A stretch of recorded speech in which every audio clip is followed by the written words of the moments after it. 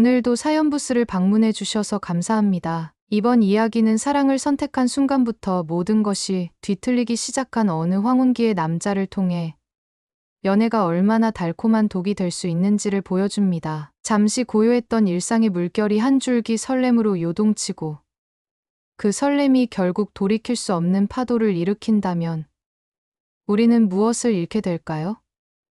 이야기는 지금 당신의 마음속 작은 불안과 공명하며 천천히 문을 엽니다. 환갑을 갓 넘긴 주인공 강만호는 평생 공무원으로 근무하다 퇴직한 뒤 경기도 외곽의 소읍에서 소박한 삶을 이어가고 있었다. 아내를 암으로 떠나보낸 지 15년, 두 자녀는 서울에서 직장과 가정을 꾸려 각자 분주했다. 맏딸 강지영은 보험회사의 팀장으로, 둘째 아들 강세진은 중학교 교사로 안정된 생활을 하고 있었지만 두 사람 모두 바쁜 일상을 핑계로 아버지를 찾는 횟수는 해마다 줄었다. 만호 역시 자식들에게 짐이 되지 않으려 마음을 다잡으며 작은 텃밭에 상추와 토마토를 가꾸고 동네 서해 동호회에 나가며 시간을 보냈다.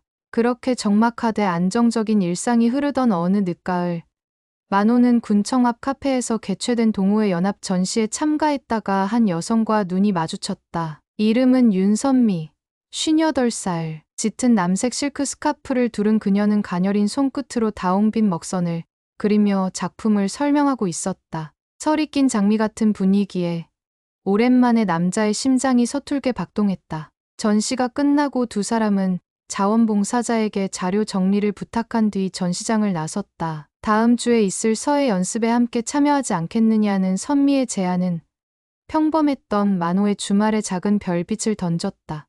그는 청소가 끝난 거실 한복판에서 휴대폰 알람을 맞춰가며 첫 약속을 기다렸다. 그날 마을 회관 옆 작은 문화센터 교실에서 만난 두 사람은 서로의 이름 석 자를 천천히 불러보며 늦깎이 학생처럼 웃었다. 선미의 붓끝이 종이 위를 미끄러질 때마다 은은한 향수 냄새가 피어올랐고 만호는 그 향기 속에서 묘한 안락함을 느꼈다. 집으로 돌아오는 길, 그는 오래전 아내와 첫 데이트를 마친 날처럼 괜히 양손에 힘이 들어가고 귓가에 바람소리 대신 선미의 목소리가 맴도는 것을 느꼈다. 하지만 마음이 설렐수록 지난 시간을 함께한 망자의 얼굴이 뇌리를 스쳤다. 그의 아내는 병상에서도 아이들 앞에서는 늘 품위 있게라며 문과 화장을 포기하지 않던 사람이었다. 그런 아내가 냄비받침으로 쓰다 남은 메모지 뒤에 마지막 손편지를 남긴 채 떠난 지 오래였지만 만호는 아직 침실 서랍 깊숙이 그 편지를 고이 간직하고 있었다. 그럼에도 선미와의 만남은 점점 잦아졌다. 서로의 집을 오가며 늦은 저녁을 함께했고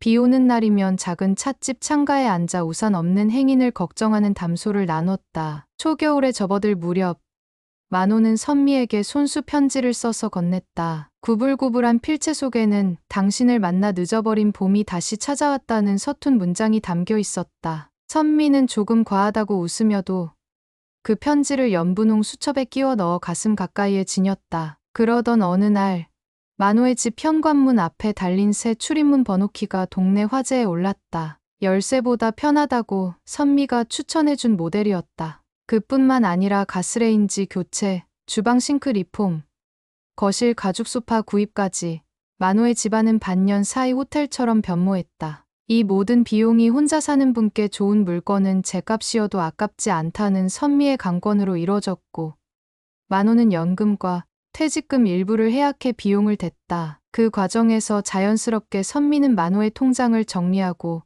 보험 증권을 일괄 조회하는 역할까지 도맡았다. 평생 숫자에 깔끔했던 만호는 휴대폰도 인터넷 뱅킹도 서툴다며 미안해했지만 선미는 당신은 서예에 집중하고 나머진 내가 챙길게요라며 손등을 다정하게 쓰다듬었다. 그의 마음속에는 작은 경계심이 잉크처럼 번져들었지만 그보다 더 컸던 것은 오랜만에 누군가에게 의지할 수 있다는 안도감이었다. 그해 연말 만호는 자녀들에게 조심스레 새로운 만남을 알리고자 했다. 그런데 크리스마스 이틀 전 서울에서 내려온 딸 지영은 아버지의 집에 들어서자마자 낯선 인테리어를 보고 문살을 찌푸렸다.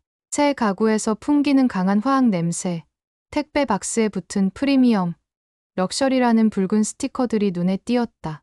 지영은 아버지에게 혹시 큰 투자를 하셨느냐고 물었지만 만호는 말끝을 흐렸다. 지영은 무언가 설명을 듣기 전까지는 마음 한켠에서 알 수 없는 파문이 일렁였다. 같은 시간 아들 세진 역시 은행 일로 들른 읍내 지점 직원에게서 아버지 명의의 토지가 담보대출로 전환되었다는 소식을 듣고 이게 무슨 일인지 확인하려 잠 못 이루었다. 그리고 얼마 후 두 자녀는 새해 모임을 핑계로 같은 날 아버지 집으로 향한다. 그들이 마주칠 풍경은 두 사람 각자의 예상과는 전혀 다른 것이었다. 설날을 닷새 앞둔 오후, 만호는 선미의 손을 잡고 읍사무소 앞 작은 공원 벤치에 앉아 있었다. 돌아다니는 아이스크림 트럭에서 흘러나오는 옛가요 멜로디가 공기 중에 은근히 퍼졌고 낡은 스피커가 간혹 지직거렸다. 선미는 하얀 장갑을 낀 손으로 만호의 코트 자락 먼지를 탁탁 털어주며 우리 올해 안에 간단히 식만 올리고 혼인신고는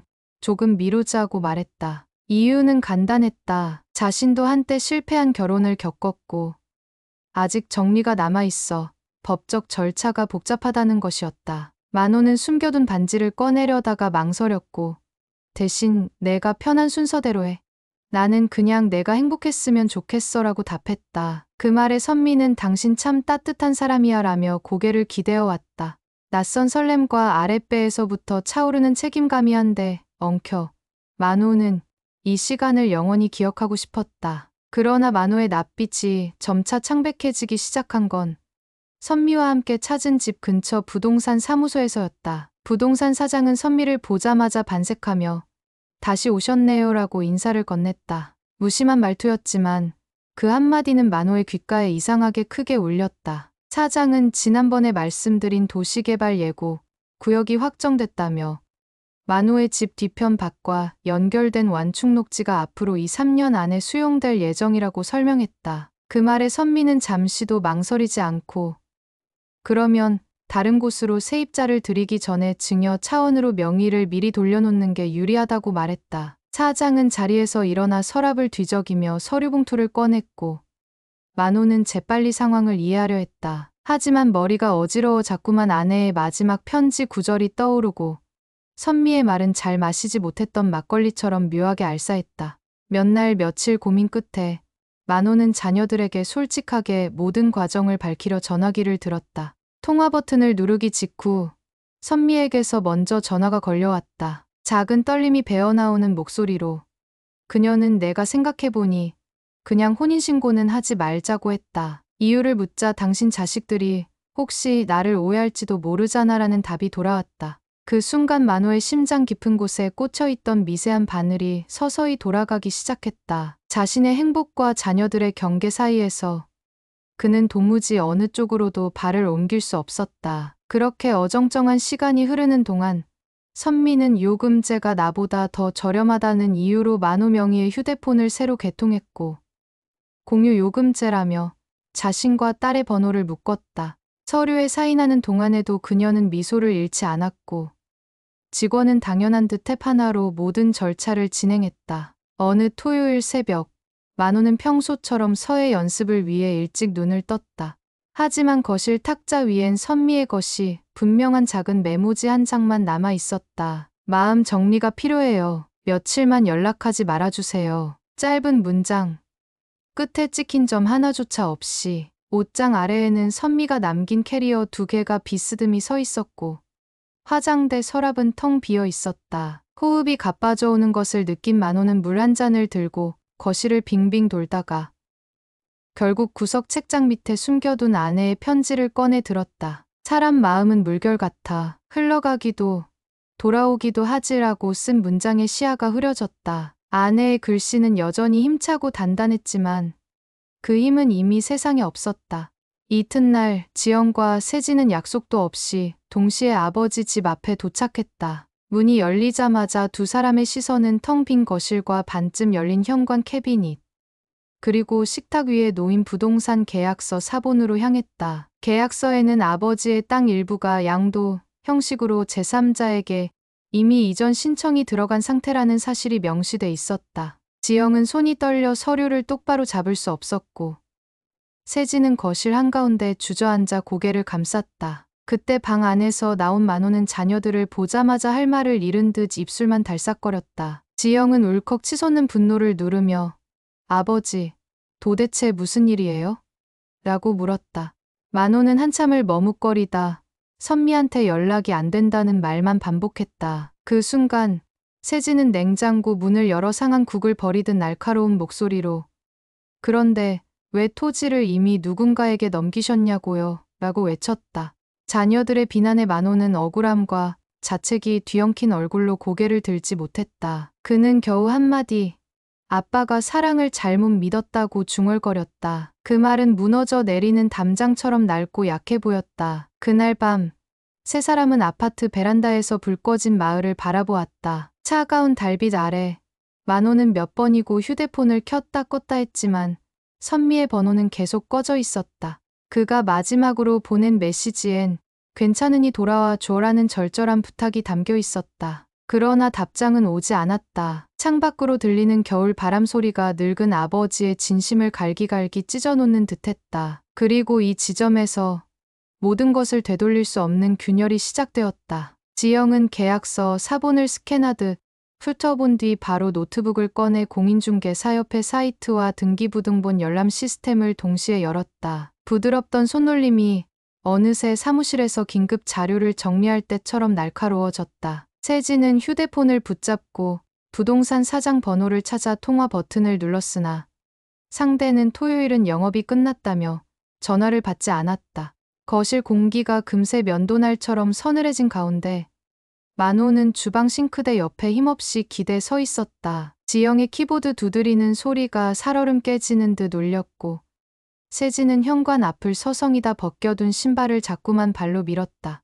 각자의 분노가 각자의 방식으로 분출되는 사이 모니터에 떠오른 한 줄의 문장이 지영의 호흡을 먹게 했다. 소유자 윤선미 외 3인. 토지 지분 일부가 이미 다른 이름으로 분산되어 있었고 그중 한 명은 해외 체류 중인 외국 국적자였다. 세진도 벽시계를 노려보다 못해 부동산 사장의 개인 휴대폰을 찾아냈다. 잠시 후 연결음 너머로 들려온 느긋한 목소리에 그는 끓어오른 감정을 억눌러 예의를 차리려 했지만 상대가 아버님이 직접 오셔서 사인하셨잖아요 라고 말하는 순간 쌓아둔 화가 폭발했다. 목청을 높이는 남동생을 본 지영은 통화를 뺏어 들고 나지막이 그러나 또렷한 발음으로 명백한 기망 거래 정황이니 내일 첫 차로 찾아가겠다고 통보했다. 전화를 끊자마자 만호는 움찔하며 굳이 소란 피우지 말자라고 중얼거렸다. 그의 눈에는 두려움과 체념이 뒤섞인 그림자가 짙게 드리워져 있었다. 밤새 모텔을 잡겠다는 자녀들을 만호가 다급히 말려 결국 세 사람은 작은 안방에 이불을 펴고 나란히 누웠다. 그러나 불 꺼진 뒤에도 침묵은 오래 깨어있던 심장처럼 뛰었다. 자식들은 서로 등을 보이고 누웠고 만호는 천장을 보며 떠나간 아내와 낯선 연인 그리고 곁에 있는 자녀 사이에서 적응되지 않는 감정의 진공 상태를 버텼다. 새벽 서너 시 무렵 지영은 휴대폰 불빛을 켜고 윤선미 사기, 황혼 재혼 피해 같은 키워드를 검색했다. 기사와 피해자 카페 글이 줄줄이 넘어갔고 낡은 결혼사진 속 환히 웃는 중년 남자 옆에 선 선미의 얼굴을 발견한 순간 그녀의 식도가 좁아진 듯 숨이 막혔다. 이튿날 아침 세 사람은 읍내 사무실로 향했다. 부동산은 셔터가 내려져 있었지만 위층 법무사 사무실은 문이 열려 있었다. 지영은 전날 밤 찾은 기사 출력물을 내밀며 비슷한 피해 사례가 있는지 물었다. 법무사는 안경 너머로 서류를 들여다보고 우리도 피해자를 몇 명 대리 중이라며 조심스레 입을 열었다. 윤선미는 여권상 이름이 윤선진으로 되어 있었고 수년간 이름을 바꿔가며 재력 있는 호라비를 상대로 접근해 왔다는 것. 심지어 전 남편과도 법적으로 완전히 이혼이 정리되지 않았다는 것까지 밝혀졌다. 만호는 의자 등받이에 몸을 붙들어 매듯 기댄 채 얼굴에 손을 올렸다. 아이들이 보는 앞에서 목이 쉬도록 내가 왜 이런 바보 같은 짓을 이라며 자책했지만 그 말조차 공허한 울림일 뿐 진짜 용서는 쉬이 오지 않았다. 법무사는 다행히 아직 등기 이전이 완전히 끝난 건 아니다라며 긴급 가처분 신청을 권했다. 지영은 그 자리에서 전자소송 사이트에 접속해 절차를 확인했고 세진은 선미가 남긴 물건을 뒤지다 캐리어 이음새 속에 숨겨진 S여행사 패키지 마닐라 출발 라벨을 발견하자 즉시 경찰에 사기 의심 신고를 넣었다. 형사는 국제공조가 필요하다며 피해액 산정을 먼저 하라고 조언했다. 집으로 돌아온 오후 만호는 낯설어진 인테리어를 오래 바라보다 소파에 주저앉아 아내의 편지를 무릎 위에 올렸다. 흘러가기도 돌아오기도 하지라는 문장은 이제 돌아올 사랑이 없는 강물처럼 차가웠다. 자녀들이 서류를 정리하는 동안 그의 시야가 흐려지며 귀에서 바람 빠지는 소리가 났다. 지영이 주저앉은 아버지 팔을 잡았고 세진은 구급차를 불렀다. 들것에 실려 나갈 때 집 안국꽃 프리미엄 스티커가 형광등 빛에 번들거리며 기묘하게 반짝였다. 병원 응급실에서 의식을 회복한 만호는 뜨거운 눈물을 흘렸다. 의사는 과도한 스트레스성 쇼크라고 설명했고 지영은 아버지 보험증과 신분증을 꺼내느라 손이 바빴다. 세진은 아버지 휴대폰에서 수천만 원대 송금 내역을 확인하고 눈을 질끈 감았다. 그날 밤 지영은 검색창을 새로 고침하다 황혼 로맨스 사기 특집 방송 섭외 공지에 눈길이 멈췄다. 아버지의 실수를 칩으로 두지 않을 거야라 다짐하며 선미의 특징과 대화 패턴, 화장품 브랜드까지 메모장에 기록했다. 세진도 복도에서 형사 지인에게 전화를 걸어 인터폴 적색 수배까지 요청했고 형사는 사람 마음은 예상보다 강하지만 또한 쉽게 부서진다고 말했다. 이번 3일째 만호는 일반실로 옮겨져 자녀들에게 미안하다는 말만 반복했다. 지영은 우리가 해결할 수 있어요. 조금만 힘내요라며 아버지 손등을 다독였다. 그때 그녀의 휴대폰에 형사에게서 메시지가 왔다. 공항 CCTV에서 비슷한 인상착의 여성 확인. 첨부된 사진 속 검은 코트를 입은 선미는 남모르는 남자와 연인처럼 가까이 서 있었다. 지영은 이를 악물었고 세진은 찬물로 얼굴을 헹구며 무력함을 씻어내려 애썼다. 병실로 돌아온 세진은 공증사무소에 남겨진 위임장 정보를 공유하며 이건 조직형 사기야라 말했다. 두 사람은 가처분 신청, 피해자 카페 연대, 형사 고소 보강, 그리고 아버지 회복 지원까지 4가지 행동 계획을 세웠다. 밤늦게 간호사가 마지막 등불을 끄고 나가자 병실엔 서로 다른 리듬의 숨결만 남았다. 지영은 창밖 택시 불빛을 바라보며 세진은 손을 모아 기도하듯 이마에 대고 아버지 머리맡을 지켰다. 장밋빛 설렘의 끝이 검은 그림자였다면 그 그림자를 밀어내는 빛 역시 절실함과 연대에서 비롯된다는 사실을 세 사람은 비로소 깨닫고 있었다. 가처분 신청 접수는 생각보다 간단하게 끝났으나 그 뒤로 이어진 절차들은 끝없는 미로 같았다. 지영은 매일 새벽 5시에 일어나 법원 전자문서함을 확인하고 낮에는 회사 회의 중에도 몰래 노트북 창을 띄워 빠진 서류가 없는지 확인했다. 세진은 학교 수업이 끝나기 무섭게 인근 경찰서와 공조추적팀을 오가며 조사 진행 상황을 들여다봤다. 형사는 해외 카드 사용 내역이 갱신될 때마다 메시지를 보내왔는데 필리핀 세부, 고급 리조트 결제, 마닐라 보석 매장 결제 같은 알림은 두 남매를 일제히 분노하게 만들었다. 그럴수록 만호의 어깨는 눈에 띄게 내려앉았다. 간병인 침대에 앉아있던 그는 하루에도 몇 번씩 너희 시간을 괜히 뺏는구나라고 반복했지만 지영은 그 말을 들을 때마다 아버지 곁에 의자를 더 바짝 붙였다. 이번 일주일째 회진이 끝난 뒤 주치의는 스트레스성 부정맥이 재발할 수 있으니 안정을 최우선으로 하라며 퇴원을 미뤘다. 그러나 만호는 뿌리째 흔들린 삶 속에서 낯선 침대 시트 냄새가 더 견디기 힘들었다. 결국 자녀들은 병원과 상의의 간헐적 외출을 허락받고 작은 노트북을 병실에 반입했다. 만호는 의자에 앉아 떨리는 손으로 키보드를 눌러가며 인터넷 뱅킹 내역을 처음부터 끝까지 확인했다. 그 과정에서 하나 둘 자신이 기억조차 못한 결제 항목들이 드러났다. 황금색 양식류 아이콘이 붙은 브라이덜 렌털샵 결제, 하얀 클럽 모양이 그려진 프리미엄 골프 회원권 입회비 등이 줄줄이 리스트를 채웠다. 그는 그때마다 숨을 들이켰다 내쉬며 저건 선미가 내가 허락한 적 없는데라고 중얼거렸다. 지영은 힘겹게 눈물을 눌러 삼켰다. 부동산 사장과의 대면은 다음 날 오전으로 잡혔다. 지영과 세진은 강경 대응을 예고하는 문자와 함께 사기방조 혐의로 고소될 수 있다는 변호사 의견서를 첨부했다. 차장은 처음엔 강하게 부인했으나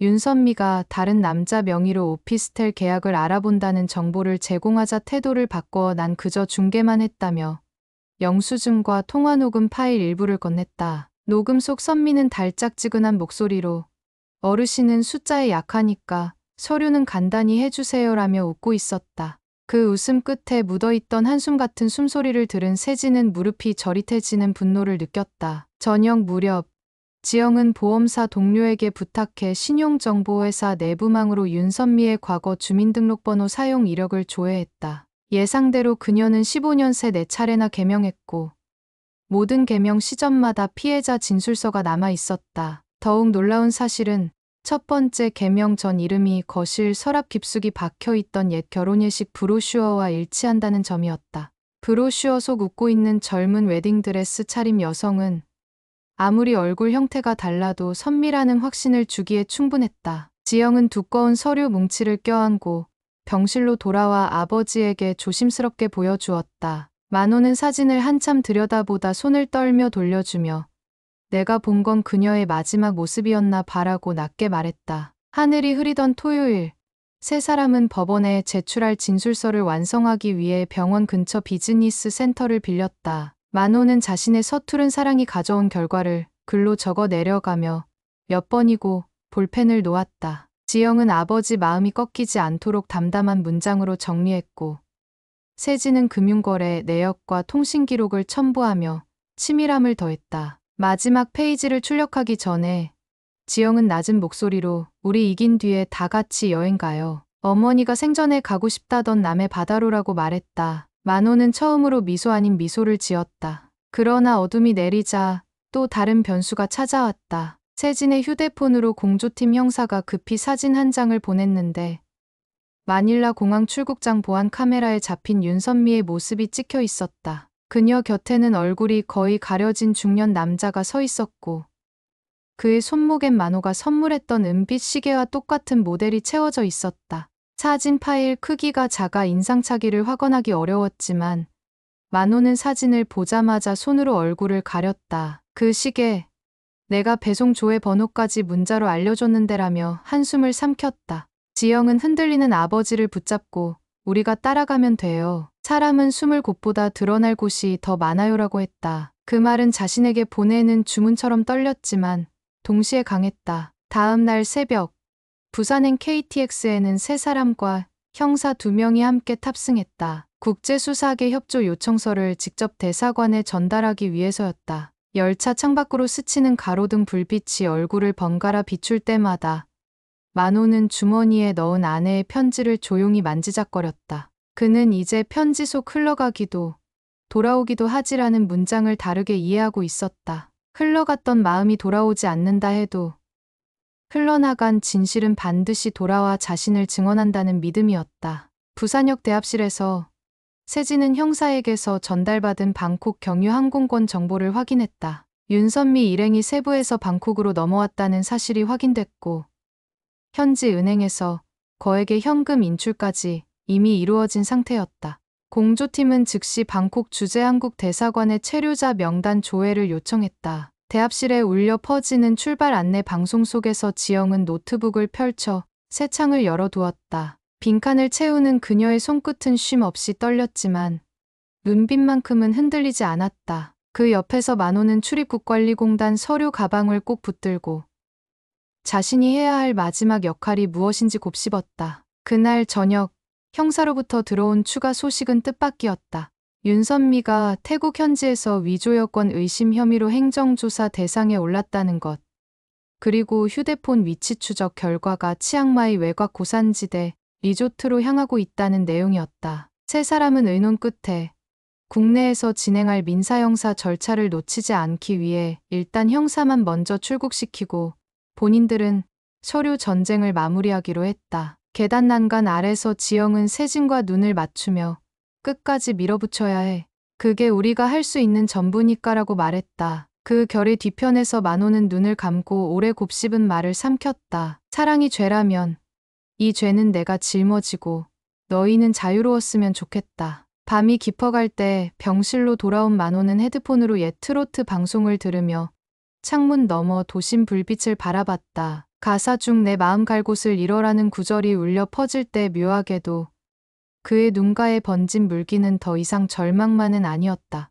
자녀들이 보여준 끈질긴 연대와 여전히 자신을 책임져 주려는 온기가 상처를 더디게나마 봉합하고 있었다. 그리고 의자에 등을 기대며 그는 처음으로 이렇게 인정했다. 나는 아직도 사람을 믿는다. 그러나 이제 그 믿음엔 내가 지켜야 할 이름표가 달렸다. 그는 그 이름표에 자녀들의 이름과 세 글자씩 적는 상상을 했다. 그 순간 심장의 박동이 조금씩 일정한 리듬을 되찾았다. 상처가 완전한 밤을 지나야 새벽으로 향하듯 그들의 싸움은 이제 막 더 큰 어둠의 중심을 통과하고 있었다. 병실 창을 깨끗이 닦은 날, 겨울 햇빛이 오래된 마루처럼 바스러지며 바닥에 엎드려 있었다. 만호는 팔꿈치를 구부려 몸을 일으키더니 스스로 심전도 케이블을 정돈했다. 침대 난간 너머 지영과 세진이 서류철을 맞바꾸며 작은 목소리로 토론했으나 그 대화는 더 이상 나를 세우지 않았고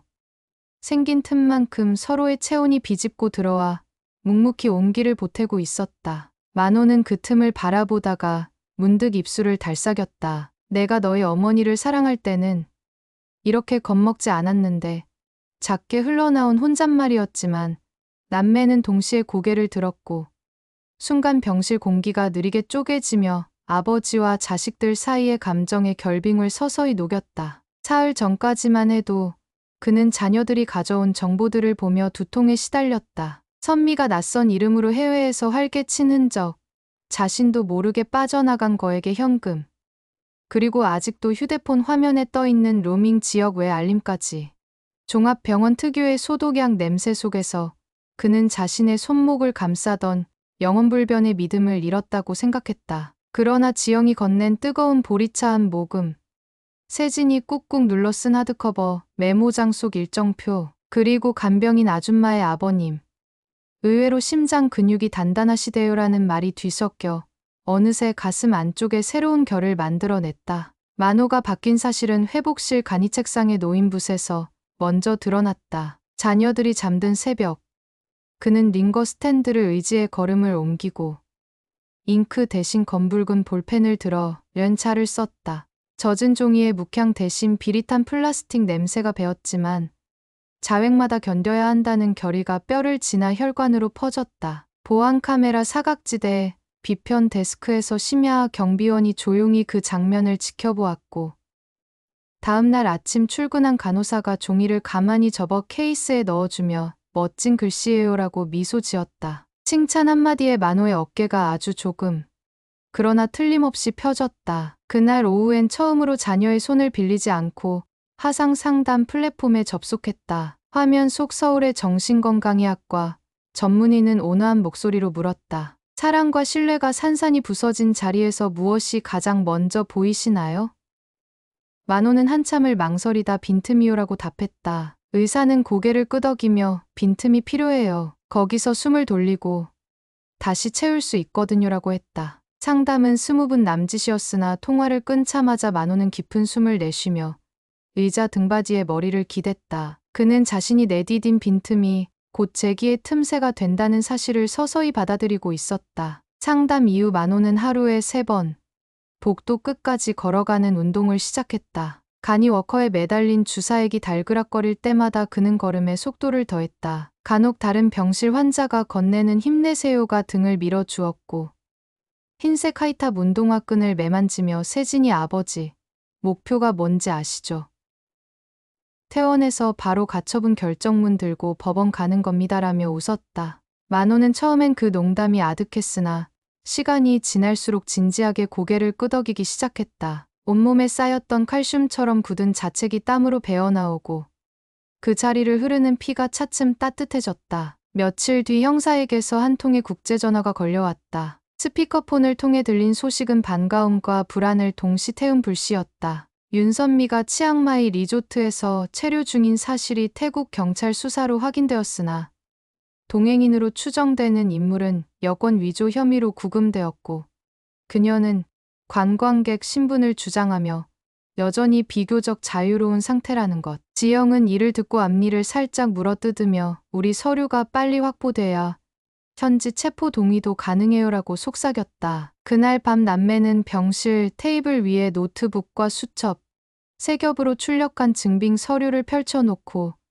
로펌 담당 변호사와 화상회의를 진행했다. 변호사는 주된 쟁점은 증여 의사의 진정성인데 강 선생님의 심리 상태와 선미의 기망 행위가 명확히 대비돼야 합니다라고 조언했다. 그러자 만호는 갑자기 볼펜을 잡고 자신이 처음 선미에게 보낸 편지에 담겼던 문장을 떠올리며 구체적인 감정 기록을 적어 내려갔다. 가난하지만 오래된 설렘, 병원 차트 같은 불안, 그리고 자녀들을 배려한답시고 삼킨 말들이 페이지마다 잔주름처럼 겹겹이 새겨졌다. 글을 쓰며 그는 처음으로 사랑과 의존을 분리해 바라봤다. 사랑은 함께 있어도 서로를 놓아주지만 의존은 가까이에서 줄을 조이고 결국 숨통을 막는다. 그 깨달음이 머릿속에서 번개처럼 빛날 때 그는 깜짝 놀라 한 손으로 가슴을 쳤다. 아직도 뛰는 심장이 고맙고 조금 전까지의 자신이 부끄러웠다. 바로 그 시각 세진은 병원 카페 구석에서 형사에게 수신된 새로운 메일을 열어보았다. 첨부 사진 속 선미는 화려한 리조트 풀사이드에서 진한 위험색 칵테일을 들고 있었다. 손목엔 이전 사진과 다른 더 크고 반짝이는 시계가 차여 있었다. 세진은 이를 미간에 힘줘 응시하다가 조용히 노트북을 닫았다. 그의 숨은 깊었고 몸 동작은 차분했지만 손끝에서 맥이 울렸다. 얼마 후 그는 병실로 돌아와 아버지 침대맡에 앉아 사진을 보여주고 물었다. 아버지, 저 시계도 혹시? 만호는 멍하니 사진을 보다 고개를 저으며 아니, 내가 준 건 은색이었어. 저건 누가 준 걸까라고 말했다. 그 말이 끝나자 지영은 한 호흡에 더 많은 피해자가 생기기 전에 막아야 해요라고 덧붙였다. 이후 며칠간 만호는 회복 운동 사이사이 자녀와 함께 증언 녹취를 준비했다. 대화는 때로 아버지의 미안함으로 흐려졌고 자녀들의 눈물로 적셨으나 녹음된 파일 속 목소리는 분명하고 단호했다. 지영은 녹음을 마칠 때마다 완벽해요.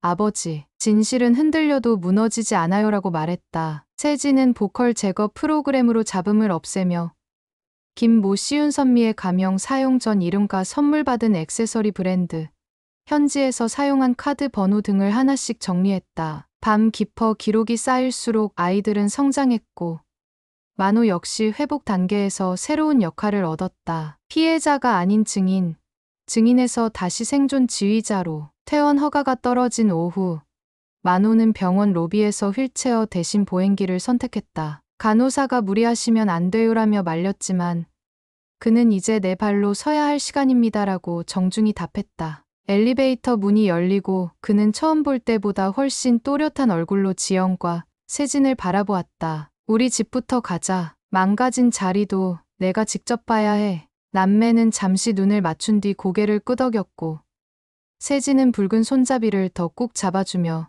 집이 아니라 아버지 마음부터 복구할 거예요라고 말했다. 집 앞에 다다랐을 때 흰 벽면엔 여전히 프리미엄 스티커 흔적이 조롱하듯 붙어 있었다. 그러나 이번에는 아무도 멈칫하지 않았다. 현관문을 열자 바뀐 가구들이 익숙지 않게 반짝였고 먼지가 내려앉은 창틀 사이로 저녁 햇살이 흘렀다. 만호는 거실 가운데 서서 한 걸음씩 공간을 둘러봤다. 그가 조심스럽게 손을 뻗어 소파 팔걸이를 눌러본 순간 오래된 버릇처럼 눈가를 찌르는 자책이 밀려왔으나 이내 박제를 떼어내듯 호흡을 고르고 입을 열었다. 이제부터 정리해 나가자. 너희 어머니와 내가 함께 꾸민 옛집처럼 다시 만들자. 그 말은 다정한 명령이었고 선언이었다. 지영은 청소기를 꺼내며 내일부터 구조 변동 마스터 플랜 들어갑니다라고 호기롭게 선포했다. 세진은 쓰레기 봉투를 펼치며 그럼 난 불필요한 영수증부터 치울게라고 화답했다. 그날 밤 세 사람은 새 가죽 소파 대신 예전 천 소파를 안방에서 끌어다 놓고 나란히 앉아 컵라면을 먹었다. 달걀 2알을 풀어넣은 국물이 따끈했고 창밖 겨울별이 흔들렸다. 만호는 라면 국물을 한 숟갈 떠서 입천장을 데우며 문득 웃었다. 나 라면 하루 2개는 절대 못 먹는다더니 지금 1개도 배불러.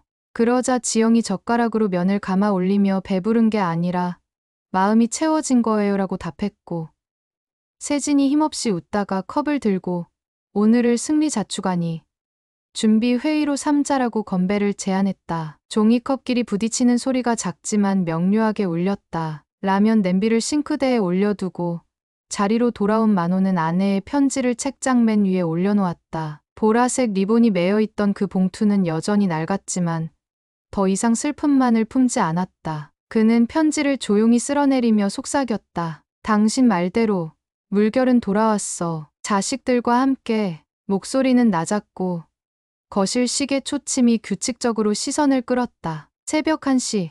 세 사람은 서로 등을 맞대고 거실 바닥에서 잠들었다. 창호지를 넘어온 달빛이 소파를 스치며 세 사람 얼굴에 포근한 은빛 그림자를 얹었다. 그 밤 윤선미는 치앙마이 어느 리조트 방에서 호텔 카드키 껍질을 쓰레기통에 버리고 있었다. 이국의 네온이 창가를 염색하고 그녀 휴대폰엔 국제번호 착신 차단 해제라는 알림이 떠 있었다. 그러나 그녀는 그 알림을 지워버린 뒤 다시 차단 목록에 같은 번호를 입력했다. 그녀가 마지막으로 화면을 훑을 때 강만호라는 이름이 파도처럼 스쳐 지나갔고 그 흔적은 검은 배경 속에 묻혀 사라졌다. 하지만 그 순간 누군가 문을 두드렸고 room service라는 낮은 영어가 텅 빈 복도를 울렸다. 그녀의 동공이 살짝 흔들렸다. 밖에는 태국 현지 경찰 2명과 한국에서 막 도착한 형사 1명이 호텔 직원 뒤에 서 있었다. 밤 공기를 가르는 미세한 긴장음이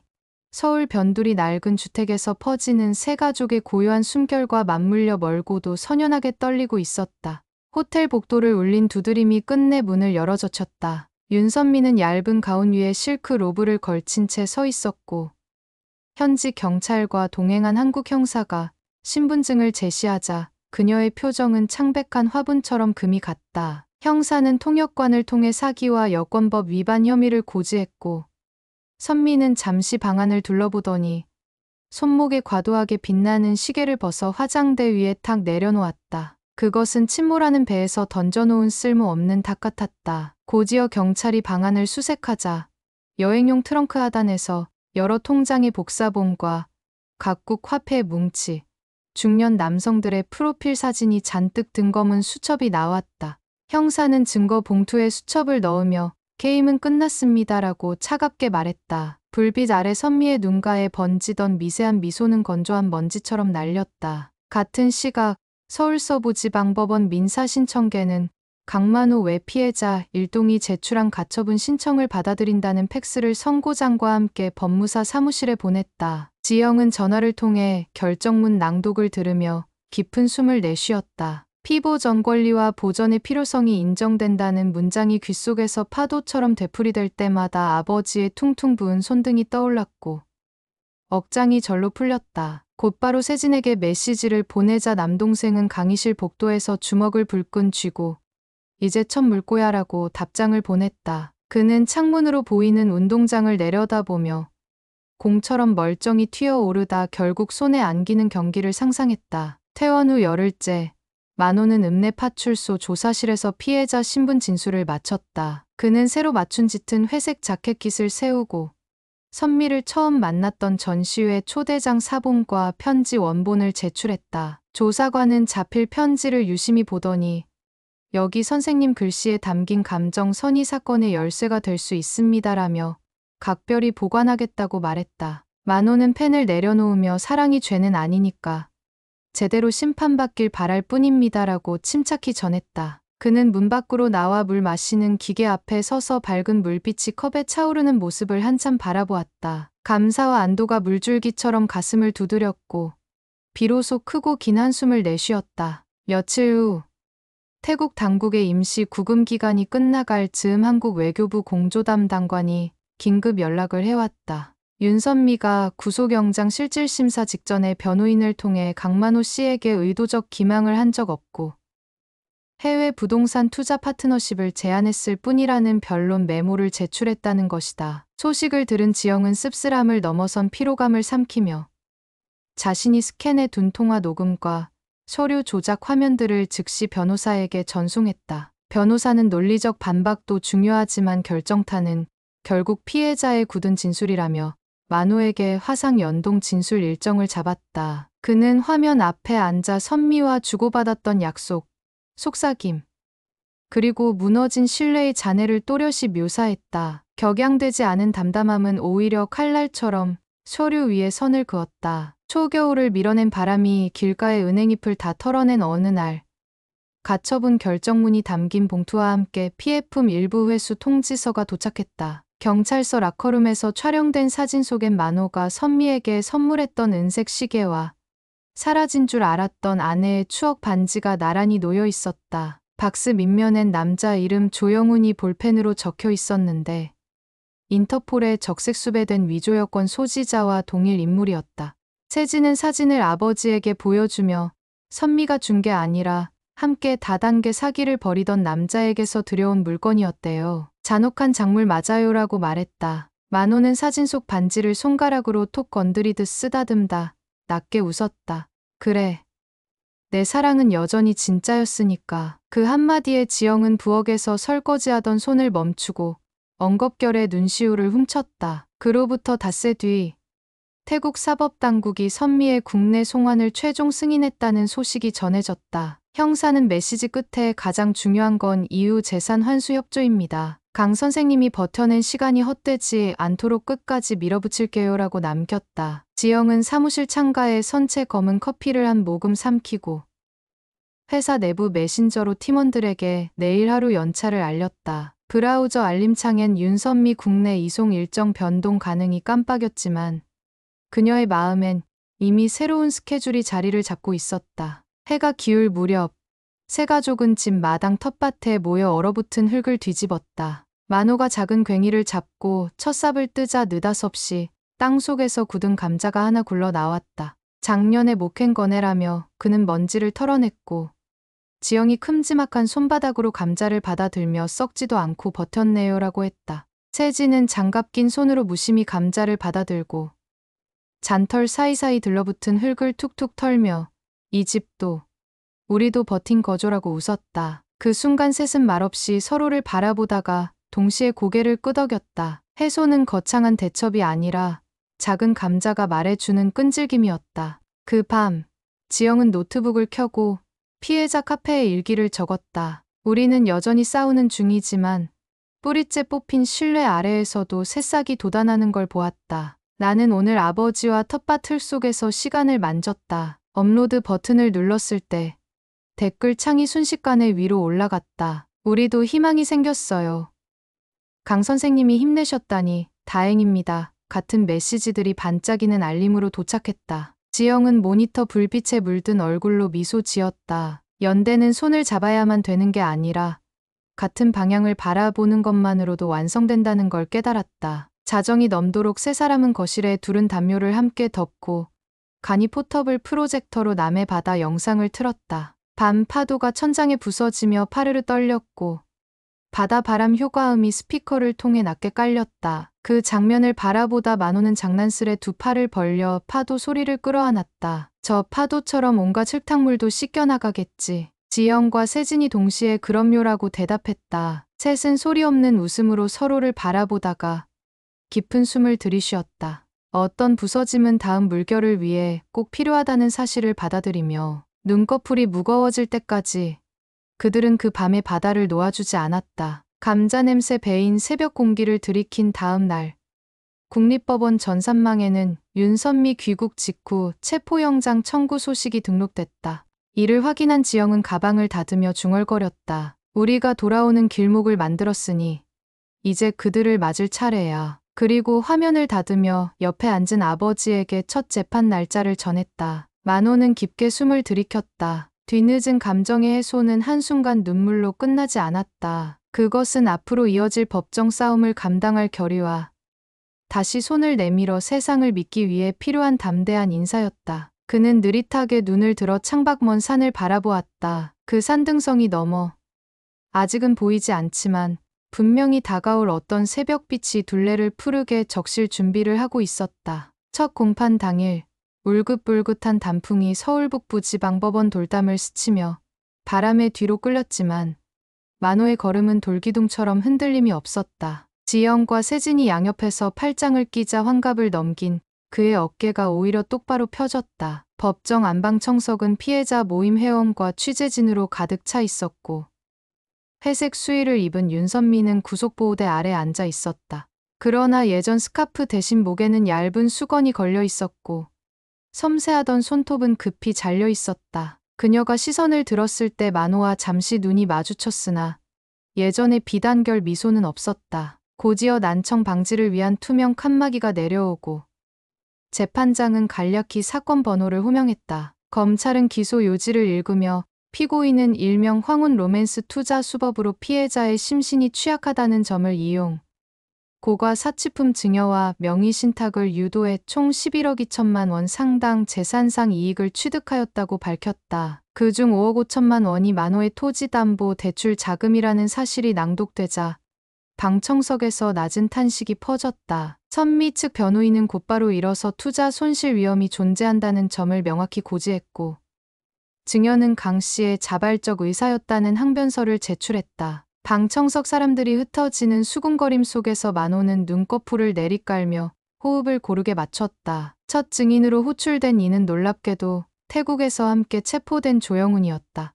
그는 원격 영상으로 출석해 얼굴을 가끔 곁눈질하며 나는 명함 제조업자였고 빈미숙 윤선미 이전 이름과는 동업 관계였다고 진술했다. 이어 김 씨가 한국 노인을 대상으로 해외 리조트 합작 명목으로 사람들을 끌어오면 나는 위조 여권과 법인 서류를 준비해 자금 세탁을 도왔다고 덧붙였다. 그는 자신이 구형을 낮추기 위해 자백한다는 점을 숨기지 않았고 질문을 받을 때마다 섬뜩할 만큼 침착했다. 그 말끝마다 선미의 등허리가 눈에 띄게 굳어졌다. 다음 증인석엔 만호가 섰다. 법정 스피커를 통해 울리는 그의 목소리는 정중하지만 또렷했다. 그는 첫 만남부터 집에 생긴 작은 변화, 선미가 통장 정리를 도맡던 과정, 서해 전시회 뒤시하기까지 차근차근 설명했다. 저는 짧은 설렘을 가족에게서 늦게 받은 이해라고 착각했습니다. 법정 벽식의 초침이 유난히 크게 들리는 순간이었다. 변호인이 증여 당시 자발적 행위였느냐라고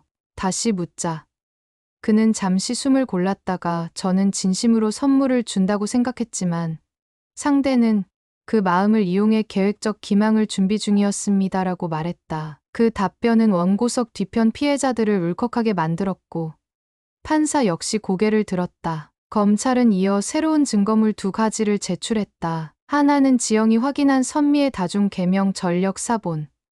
다른 하나는 세진이 복원한 통화 녹음 파일이었다. 스피커에서 흐릿하게 들려온 목소리 속 선미는 어르신이 언제까지 살아 계실지도 모르잖아라고 중얼댔고 조영훈은 그럼 요새 유행인 신탁 형식으로 돌리자라며 비웃었다. 이 음성이 재생되는 동안 방청석 공기는 눅눅하게 가라앉았고 선미는 처음으로 얼굴을 내리깠다. 손가락 끝이 가벼이 떨렸고 법정 경위는 조용히 물컵을 옆으로 밀어주었다. 정오가 넘어 재판장은 휴정을 선언했지만 만호 가족은 변호인 대기실로 향하지 않았다. 그들은 법정 복도를 따라 단 한 번도 멈추지 않고 구내식당 구석 테이블에 앉았다. 뜨거운 순댓국 그릇이 놓이자 김이 천장으로 피어올랐고 만호는 식탁을 바라보다 입을 열었다. 사람은 누구나 사랑받고 싶어 한다지. 내 욕심이 아니라 인간 본능이었을 거야. 그러자 지영은 숟가락을 내려놓고 본능을 야박하게 판단하지 말아요. 이용당한 건 당신 잘못이 아니니까라고 조용히 말했다. 세진 또한 국물을 한 모금 삼키며 저희는 끝까지 증명이란 걸 해낼 거니까요라고 했다. 이 짧은 식사는 화려하지 않았지만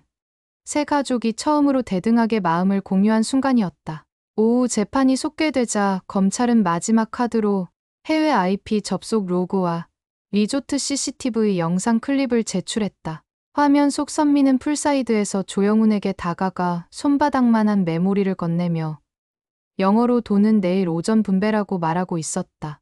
번역이 자막으로 뜨자 곳곳에서 헛기침이 섞인 신음이 퍼졌고 변호인은 서류를 손에 쥔 채 굳어졌다. 이어 경찰 사이버 수사관이 증언대에 올라 피고인 사용 노트북에서 피해자 리스트 엑셀 파일이 발견되었고 향후 목표액까지 기재돼 있었다는 조사 결과를 밝혔다. 숫자 10끝에 적힌 총 20억 원이 법정 모니터에 확대되자 선미는 끝내 고개를 돌려버렸다. 재판장 질문이 이어졌다. 피고인은 피해자에게 투자가 아닌 사랑이었다고 주장해왔다. 그러나 이러한 계획표와 녹음은 무엇을 말하는가? 선미는 한동안 침묵하다가 마른 입술을 적셨다. 저도 살고 싶었어요. 떨리는 목소리였지만 방청석은 싸늘했다. 제가 계속 도망이라도 가면 저 사람들한테 저는 말끝을 잇지 못하고 고개를 떨궜다. 그 순간 만호는 자신도 모르게 시선을 피했고 마음속에서는 눈이 녹으며 물이 흐르듯 서늘한 연민이 스며들었다. 하지만 그는 고개를 다시 들었다. 선미를 향한 그 연민보다 더 큰 것은 법정 건물 안팎에서 묵묵히 기다리는 또 다른 피해자들의 얼굴이었다. 검찰 구형 의견은 짧고 단호했다. 물질적 손해뿐 아니라 정신적 파탄을 초래한 심각성을 고려해 특정경제범죄가 중처벌법상 12년형을 구형합니다. 선미가 눈을 감자 경위가 의자 등받이를 받쳐주었다. 재판장은 변호인과 마지막으로 확인 서류를 맞춘 뒤 선고, 공판 날짜를 한 달 뒤로 지정하고 패정을 선언했다. 법원 현관 앞 기자들은 마이크를 들이밀며 피해 금액 회수 전망은 황혼 로맨스 사기 재발 방지책은 등 질문을 쏟아냈다. 지영은 입장을 간략히 밝히며 재산 환수보다 중요한 건 다시 시작할 용기를 되찾는 일이라고 말했다. 세진은 취재진 사이에서 큰 소리로 우리 아버지처럼 상처받은 분들이 힘을 모았으니 앞으로 더는 누구도 혼자 넘어지지 않을 겁니다라고 덧붙였다. 만호는 말없이 허공에 손을 흔들었는데 그 손끝 동작은 누군가에게 괜찮다고 불빛을 흔드는 듯 보였다. 차량에 올라타는 순간 역전 앞 플래카드가 눈에 띄었다. 황혼 사기 피해자 무료 법률 지원. 그 밑엔 작은 글씨로 연대는 회복을 가속한다고 적혀 있었다. 만호는 그 문장을 오래 바라보다 조용히 중얼거렸다. 회복엔 속도가 있었구나. 지영이 운전대를 잡으며 속도보다 방향이 중요해요라고 응수했고 세진은 뒷좌석에서 방향이 맞으면 속도는 따라와요라고 받아쳤다. 세 사람의 웃음이 간신히 떠오르는 진력 햇살 속에 묻혀 흔들렸다. 집에 돌아오자마자 세진은 컴퓨터를 켜고 피해자 모임 라이브 방송에 접속했다. 화면 속 회원들은 재판 결과를 들은 직후 환호하고 있었고 채팅창엔 우리도 힘낼게요. 강 선생님 가족 존경합니다라는 문구가 끝없이 올라왔다. 세진은 키보드의 끝이 아닙니다. 돌려받을 삶이 남아 있습니다라고 적었다. 다소 과장된 말 같았지만 그 문장 뒤로 가족들의 숨결이 포근하게 겹쳐 있었다. 밤늦게 만호는 책상 서랍 깊이에 넣어둔 안에 편지를 다시 꺼냈다. 부드러운 조명을 켠 뒤 그는 오래도록 편지를 바라보다 펜을 들어 뒷면에 작은 줄을 그었다. 나는 다시 걸어가겠습니다. 이번엔 놓치지 않을 손을 붙잡고 글을 마치고 종이를 접자 어느새 피해자 카페에 말림이 떴다. 강만호님, 쪽지가 도착했습니다. 열어보니 이름 모를 회원이 우리 부모님도 작년에 비슷한 일을 겪었습니다. 당신 덕분에 용기 냈어요라고 적어 놓았다. 만호는 휴대폰 화면을 가볍게 두드리며 함께라면 우리는 다시 웃을 수 있습니다라고 회신했다. 전송 버튼을 누르자 작은 진동이 손바닥에 퍼졌고 그것은 어쩐지 심장 박동과 같은 리듬이었다. 새벽 지영은 다용도실에서 오래돼 삐걱거리던 정수기 필터를 교체했고 세진은 거실 천장 전구를 LED로 갈았다. 교체된 전구가 켜지는 순간 밝아진 빛이 세 사람 얼굴을 동시에 비추었다. 아무도 말하지 않았지만 서로의 눈빛이 먼저 기뻐했다. 그 빛 속에서 만호는 텃밭에서 캐낸 감자를 기억하며 속삭였다. 땅속 감자처럼 우리도 버틴다. 버텼으니 다시 싹 틔우겠지. 그 말에 지영은 고개를 끄덕였고 세진은 주먹을 살짝 움켜쥐었다. 창문 저편 검은 하늘이 한 겹씩 옅어지고 있었다. 멀리 동력이 불그스름해질 즈음 거실 시계가 오전 4시를 알렸다. 길고 긴 하루였지만 어쩐지 그들에겐 또 다른 시작이었다. 그리고 그 시작은 닫히는 문에서가 아니라 스스로 여는 창에서부터 다시 빛나고 있었다. 추위가 물러간 봄. 두 번째 공판이 열렸다. 재판부는 윤선미에게 징역 10년과 추징금, 조영훈에게 징역 7년을 선고하며 신뢰를 파괴한 대가가 결코 가볍지 않다는 말로 선고문을 맺었다. 판결이 읽히는 동안 만호는 두 손을 가지런히 모았고 지영과 세진은 숨을 고르고 고개를 떨궜다. 판결 직후 피해자 연대 모임은 환호하기보다 서로 손을 맞잡으며 묵묵히 울었다. 기쁨이라기보다 오래 버틴 근육이 풀리며 찾아오는 뜨거운 안도였다. 사건 처리 절차는 아직 남았지만 법의 언어가 가족의 고통을 온전히 받아들였다는 사실만으로도 큰 위로가 되었다. 한 달 뒤 압류 계좌에서 환수된 첫 회수금이 집 계좌로 입금됐다. 통장에 찍힌 숫자는 모든 것을 메우기엔 부족했지만 그보다 더 값진 의미를 품고 있었다. 만호는 그 돈의 일부를 피해자 모임의 법률 기금으로 내놓았다. 모임 대표가 감사 인사를 전하자 그는 누군가 먼저 손을 내밀어야 흩어진 사람도 다시 모인다라며 웃었다. 그날 저녁 텃밭 끝 줄기마다 새싹이 터져 있었고 노란 유채꽃이 대십처럼 바람에 흔들렸다. 지영은 주말마다 고향에 내려와 집 정리를 도왔다. 천 소파는 오랜 세월에 맞게 덧방을 대여 색을 맞췄고 가죽 소파는 동네 복지관에 기증됐다. 세진은 학교 수업에서 실내 교육 프로젝트를 진행했고 학생들이 직접 노인 복지관을 찾아 어르신들과 디지털 금융 교육 시간을 갖도록 프로그램을 설계했다. 하루는 만호가 강의실에 초대돼 자신이 겪은 일을 담담히 들려줬는데 학생들은 불편해하기보다 공감의 눈빛으로 고개를 끄덕였다. 발표를 마친 뒤 한 학생이 사람이 사람을 믿게 해준 이야기라서 고맙다고 속삭이자 만호는 목이 메어 말없이 손을 잡아주었다. 초여름 무렵 세 가족은 남해 여행을 떠났다. 바다로 가는 길목에서 돌게장 냄새가 창문으로 밀려왔고 만호는 여기 어머니가 좋아하던 맛이라며 차를 세웠다. 세 사람은 작은 식당 플라스틱 테이블에 앉아 땀을 훔치며 게장을 받아들었다. 짭조름한 간장 향기가 입안에 퍼지자 오래전 가족 네 사람이 둘러앉아 웃던 저녁이 떠올랐다. 지영은 뚜껑을 덮으며 이젠 맛있다는 말을 마음 놓고 할 수 있어요라고 속삭였고 만호는 고개를 끄덕이며 게살을 발라 자녀들 그릇에 나눠 담았다. 숙소로 돌아와 해질녘 바다 산책길을 걷다가 세 사람은 방파제 끝에서 잠시 멈췄다. 해면에 비친 주홍빛 물결 위를 갈매기 한 마리가 가로질러 갔다. 세진이 휴대폰으로 그 장면을 찍으며 사진 제목은